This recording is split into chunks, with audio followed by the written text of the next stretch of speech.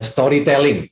Karena public speaking tuh nggak menghafal gitu. Public speaking tuh mengerti dan kemudian mentransfer gitu kepada orang lain. Jadi artinya ketika memang kita semua merasa bahwa sudah cukup nih kita memiliki info-info yang ingin disampaikan. Berarti artinya PR berikutnya adalah berlatih untuk bertutur. Nah, caranya gimana gitu. Kadang-kadang ada orang yang memang punya masalah di confidence atau percaya diri misalnya. Berarti artinya harus belajar banyak menghadapi orang lain dulu gitu. Bertemu di acara-acara, berani sudah memulai sebuah perbincangan misalnya, berani untuk memulai bertanya. Karena aku pun dulu belajarnya seperti itu sebagai seorang reporter atau wartawan tuh ya udah tidak kenal tapi tetap aja harus maju atau bertanya dan juga memperkenalkan diri. Jadi keinginan untuk memperkenalkan diri itu penting banget. Kedua adalah latihan untuk bercerita objek ya, objek-objek simple misalnya pilihlah satu objek di tangan kita seperti ini misalnya. Kemudian cerita gitu ke lawan bicara kita dengan bahasa Indonesia yang baik dan benar gitu. Tapi jangan sebut nama bendanya apa, tapi dilihat bendanya, ceritakan bentuknya, ceritakan warnanya, lekuknya, sampai detail-detail yang ada dalam benda ini gitu. Itu jauh lebih simpel, tapi lebih bisa memancing transfer dari kepala kita ke mulut kita. Itu dulu deh tips-tips yang mungkin yang bisa aku share. Jadi kuncinya ini memang harus berani memulai ya Mas ya? Ya, harus. Apalagi sekarang juga mungkin prosesnya bisa dibilang lebih mudah daripada saat Mas Tommy memulai karir sebagai public speaker ya. Kalau sekarang kita bisa memanfaatkan teknologi atau media sosial yang sekarang udah banyak banget dan mudah banget digunakan untuk dijadikan wadah kita untuk berlatih public speaking. Nah kalau dulu kan, kalau di zamannya Mas Tommy dulu mungkin harus ikut VJ-an dulu, harus ikut seleksi reporter dulu dan sebagainya. Jadi justru saat ini sudah dimudahkan jalannya untuk teman-teman yang berkeinginan untuk mempelajari public speaking. Atau mungkin sekarang juga bisa bergabung dengan sekolah public speakingnya Mas Tommy gitu langsung. Boleh banget. Riset dulu gitu ya Mas, kalau tertarik kan langsung. Yang pasti pertama follow IG-nya ya, follow Instagramnya sepiko.indonesia tuh. Nah di situ kami memberikan tips-tips melalui infografis, melalui video. Itu pokoknya di YouTube kami ataupun di Instagram kami lengkap tuh, ada beberapa tips yang kami hadirkan. Tapi kalau bisa tertarik join kelas, boleh banget tuh langsung tuh dijapri ke kita. Kapan misalnya membutuhkan kelas, siapa tahu bisa kami lakukan secara online seperti sekarang yang kita lakukan, atau misalnya tatap muka tapi sesuai dengan protokol kesehatan COVID-19 misalnya. Tapi ya betul, teknologi kan sangat maju sekarang, semua bisa dimanfaatkan. Nah tantangan utamanya adalah kemampuan empati kita nih, kadang-kadang suka kurang. Kita rajin sharing tapi tidak tahu apa yang dibutuhkan oleh lawan bicara kita. Nah itu yang paling penting harus kita ketahui juga. Oke, jadi kita juga selain aktif juga kita harus peka juga terhadap sekitar kita, terhadap orang lain yang mungkin kita akan bagikan informasi atau kita ajak diskusi, kita juga harus peka gitu ya Mas ya. Betul Agnes. Oke, dan selanjutnya nih Mas, selama menekuni di bidang public speaking dari tahun 2003 tadi ya Mas ya.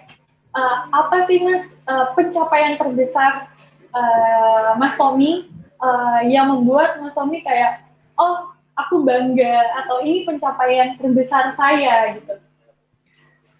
Begini, kalau bicara soal pekerjaan, terutama di dunia media berita seperti ini, tentu bagi saya banyak hal yang bisa saya appreciate atau saya hargai menjadi bagian pembelajaran profesi saya. Tapi ketika kita ngobrol seperti ini, mungkin ada beberapa yang bisa saya share yang muncul gitu ya, adalah tempat-tempat atau lokasi di negeri ini, di Indonesia, yang membuat saya tuh bisa datang dan melihat langsung gitu apa yang terjadi di sekeliling kita gitu. Kadang-kadang kita tuh terlalu peduli hal lain, tapi apa yang terjadi di Indonesia ini banyak banget tuh yang perlu kita bantu gitu misalnya. Contoh pada saat kita tertimpa musibah gempa misalnya. Di Padang pada saat itu saya juga meliput dan juga stay atau tinggal di sana selama lebih dari seminggu tuh, mungkin hampir 2 minggu di sana untuk memberikan laporan langsung bagaimana proses evakuasi, bagaimana proses rehabilitasi orang-orang di sana, bagaimana begitu terpuruknya tingkat ekonomi orang-orang di sana, dan itu semua saya rasakan langsung ketika saya berada di sana. Itu salah satu nilai yang saya anggap luar biasa gitu, berprofesi sebagai seorang wartawan atau jurnalis. Berikutnya mungkin pencapaian ketika bertemu dengan narasumber-narasumber yang luar biasa tentunya ya. Jadi mewawancarai para narasumber ini saya belajar banyak gitu. Intinya bertemu orang itu ya harus belajar gitu ya. Makanya ketika wartawan itu tidak memiliki rasa kepo atau rasa ingin belajar, maka nggak cocok di dunia itu gitu ya. Hanya mikirin gaji, hanya mikirin misalnya setiap bulan saya dapat berapa, tentu nggak cocok di dunia media berita. Tapi ketika kita memang ingin belajar, setiap kali kita ketemu orang yang kita wawancarai, itu maka haus untuk ilmu dan informasi itu akan semakin besar gitu ya. Makanya belajar. Makanya ketemu orang-orang yang luar biasa tuh membuat saya tuh merasa senang, terutama contohnya ketika saya sempat berbincang dengan almarhum Pak Habibie misalnya. Di situ saya belajar betul mengenai passion seseorang atau seorang pemimpin terhadap negaranya gitu. Apapun itu yang menjadi perdebatan di luar, tapi ketika kita bicara dengan orangnya langsung, kita tuh kayak tertular gitu rasa cinta dia terhadap negeri ini misalnya, rasa dia peduli dengan rakyatnya, itu luar biasa dengan beliau. Begitu pula misalnya ketika saya wawancara seorang entrepreneur, contohnya Tony Fernandes, pada saat itu saya ketemu di acara Ekonomi Outlook di Singapura. Itu juga saya belajar banyak dengan beliau bagaimana dia mencari sebuah momentum dalam bisnisnya untuk bisa berkembang di dunia penerbangan komersil gitu misalnya.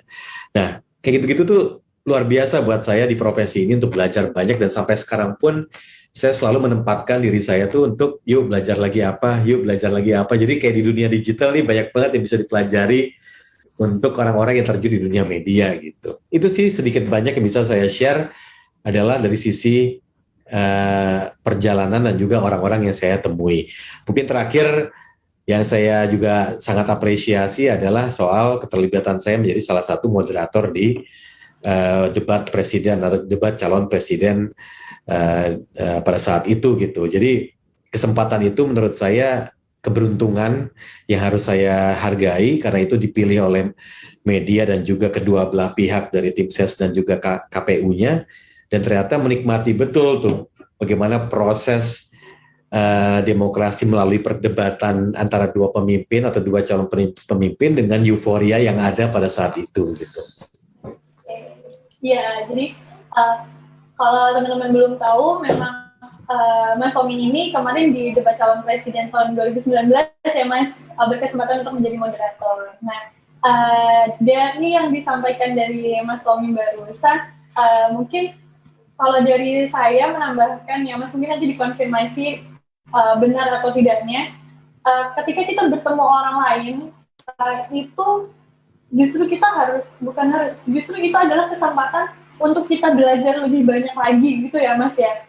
Dan ketika kita menganggap itu sebuah pencapaian, justru kita dituntut untuk belajar terus untuk mencapai pencapaian berikutnya. Jadi satu langkah satu pencapaian yang kita udah berhasil dapatkan, itu malah justru adalah sebuah awal untuk pencapaian selanjutnya gitu ya Mas. Betul, karena saya sangat menghargai proses gitu. Bagi saya yang mahal tuh prosesnya, kalau hasil tuh cuma bonus, dan itu dari Yang Maha Kuasa pastinya. Terutama misalnya apresiasi dari orang lain, misalnya menganggap sebuah pencapaian gitu. Bagi saya itu bonus aja gitu. Tapi yang bagi saya yang harus saya miliki adalah rasa bersyukur bahwa telah melalui proses itu sehingga saya bisa improve lagi gitu, nextnya seperti apa gitu. Nah itu teman-teman, jadi seperti yang disampaikan sama Mas Tommy ya, memang yang paling penting itu adalah proses. Kalau misalkan proses yang kita ikutin itu bagus, runtut, terus memang baik, itu pasti memberikan hasil yang maksimal juga ya Mas ya. Oke. Betul. ada satu hal yang membuat saya tertarik juga Mas. Mungkin ini juga ada banyak berseliweran gitu ya di internet.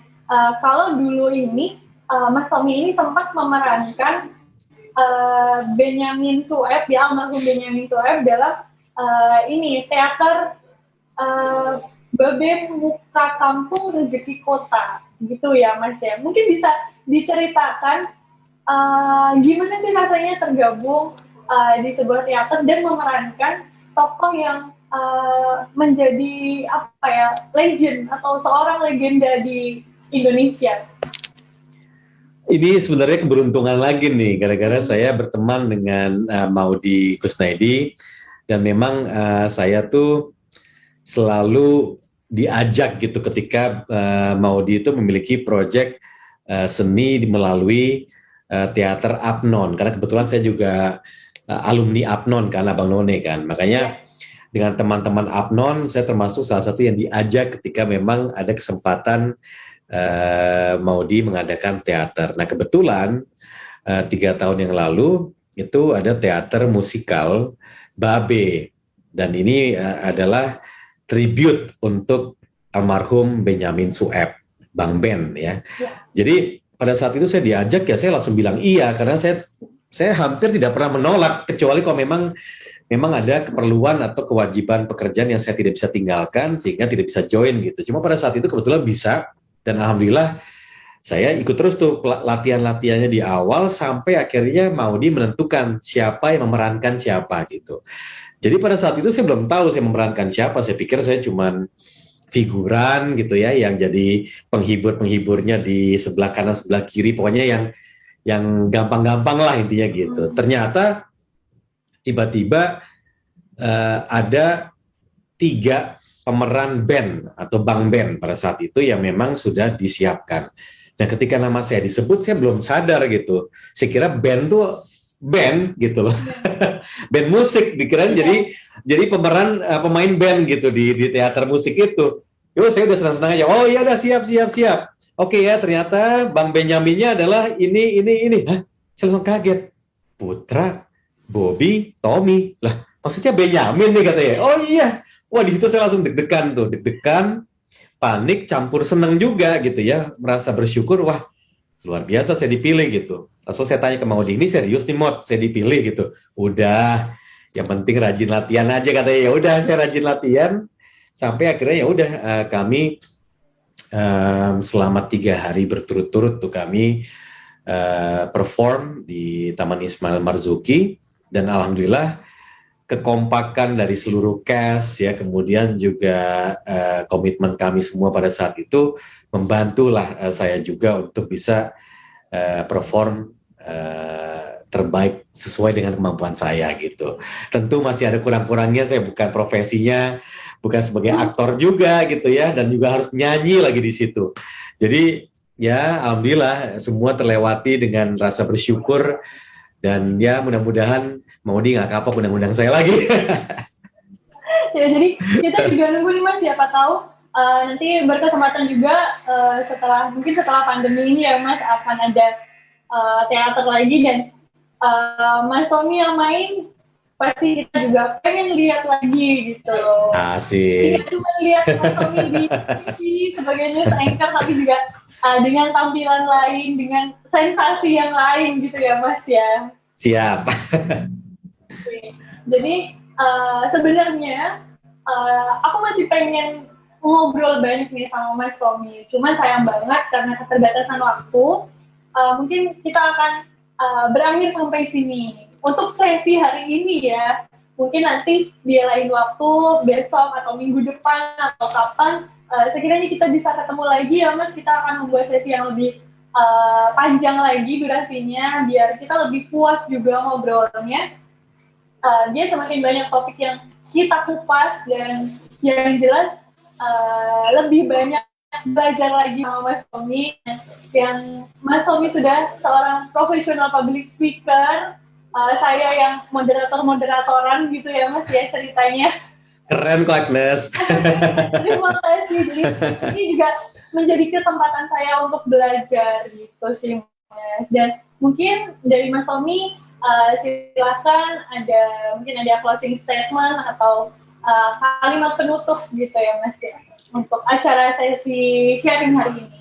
Siap, pertama-tama mungkin terima kasih bisa diajak nih untuk merayakan ulang tahun Dinaran. Tentu nih kita harus support ya aplikasi Karya Anak Bangsa ini untuk sukses terus dengan transaksi jual beli emas digitalnya ini, tentunya untuk mengedepankan kekuatan rupiah nih kan. Kita harus nasionalis dari sisi itu.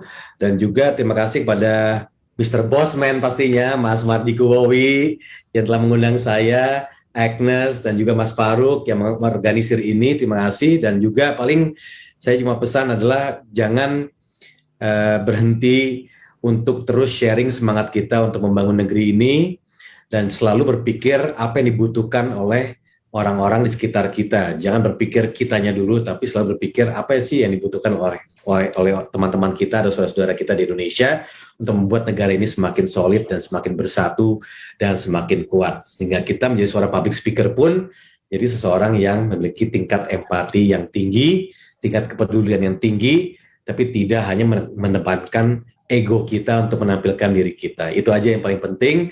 Sekian dari saya dan juga salam sehat selalu teman-teman, saudara-saudara semua, agar bebas dari COVID-19, selalu patuhi protokol kesehatan. Sekali lagi terima kasih untuk Agnes, Mas Faruk, dan juga Mas Wowi. Dan juga sukses untuk Dinaran. Iya, terima kasih Mas Tommy atas doa dan dukungannya di acara ulang tahun Dinaran yang pertama ini. Semoga kita bisa berjumpa di lain kesempatan ya Mas, kita ngobrol lebih banyak lagi, ngobrol lebih panjang lagi, belajar lebih banyak hal lagi. Sukses selalu untuk Mas Tommy dan sehat selalu. Sampai ketemu lagi. Sampai ketemu lagi, sehat-sehat ya Agnes semuanya. Thank you bagi yang bergabung, thank you banget.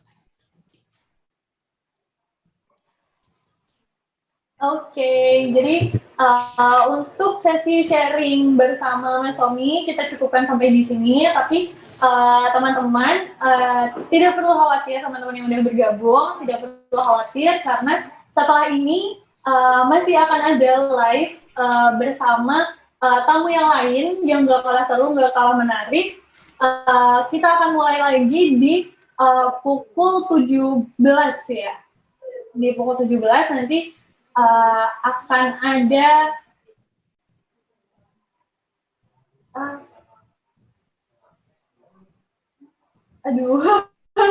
mana ya? Iya, di pukul 17 nanti masih ada Coach Tom MC Play. Kemudian dilanjutkan lagi nanti setelah break maghrib itu ada Kak Endang, dan yang terakhir nanti ada Kak Sally Giovanni sebelum di acara puncak nanti di pukul 20 WIB ya teman-teman, akan ada live bersama Bossman Mardiko Wowi. Jadi buat teman-teman sekali lagi Agnes informasikan, jangan lupa join, jangan lupa gabung untuk mengikuti live spesial dari ulang tahun Dinaran yang pertama. Oke, sampai ketemu nanti di jam 5 sore ya.